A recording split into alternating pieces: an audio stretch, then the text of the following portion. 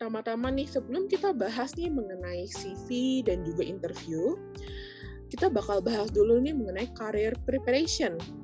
Nah, di sini kan teman-teman udah ikut bootcamp di algoritma ya, udah ready nih untuk masuk dunia kerja, khususnya di bidang data science. Nah, pertama-tama nih, berarti teman-teman juga udah mulai nih untuk menyiapkan karir teman-teman. Pertama, ketika kita ngomongin LinkedIn, pertama yang paling penting adalah mengenai profile summary atau highlight dari pengalaman teman-teman. Di sini teman-teman misalkan nih, kan masukin nih mengenai role dan juga company-nya.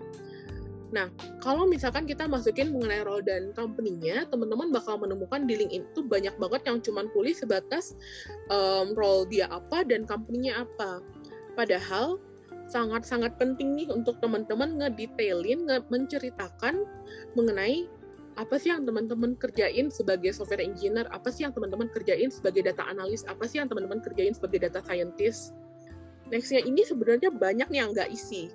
Nah, nextnya ini adalah mengenai project yang teman-teman kerjain. Nanti kalau misalkan teman-teman buka LinkedIn, ada nih bagian yang mereka masukin untuk project.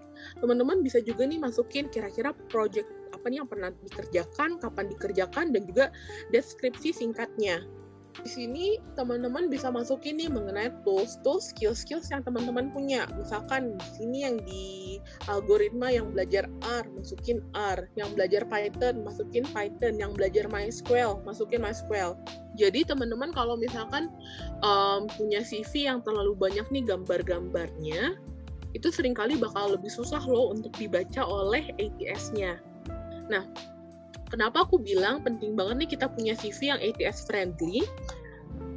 Karena faktanya selain dari ATS ini dipakai untuk database, ada beberapa ATS pun yang dia tuh memberikan service di mana ATS-nya ini loh yang baca CV teman-teman, dan jadinya dia tuh mencocokkan nih keyword-keyword yang ada di CV teman-teman dengan keyword-keyword relevan yang dimasukkan oleh recruiter.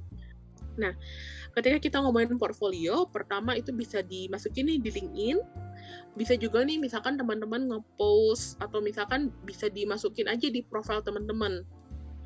Nah, selain itu yang banyak digunakan juga di dunia IT, pasti juga berkaitan dengan GitHub. Jadi teman-teman, banyak juga nih perusahaan-perusahaan yang memandang lebih positif kalau misalkan teman-teman punya akun GitHub, apalagi kalau akun GitHub-nya aktif. Selain itu, misalkan teman-teman nge-post nih di Medium. Misalkan kan Medium kan juga ini bisa jadi teman-teman gunakan sebagai sarana teman-teman menceritakan project yang pernah teman-teman handle kan. Nah, jadi kan kalau misalkan kita ngomongin nih mengenai interviewer, ketika dia bertanya sesuatu, kita sebaiknya menjawab itu kan dengan singkat, padat, dan jelas juga kan. Nah, tapi gimana sih supaya makna atau misalkan penjelasan kita itu gampang dipahami nih oleh interviewernya. Nah, itulah kita pakai CAR method ini. Kalau misalkan pertanyaan-pertanyaan kayak apa sih yang bisa ditanyain? Nah, pertama teman-teman bisa tanya ini mengenai culture-nya, atau misalkan kalau misalkan kurang jelas mungkin ke arah visi misi perusahaan, atau mungkin project-nya kayak gimana, atau misalkan timnya seperti apa, teknologinya, details-nya kayak gimana, itu bisa teman-teman tanyakan.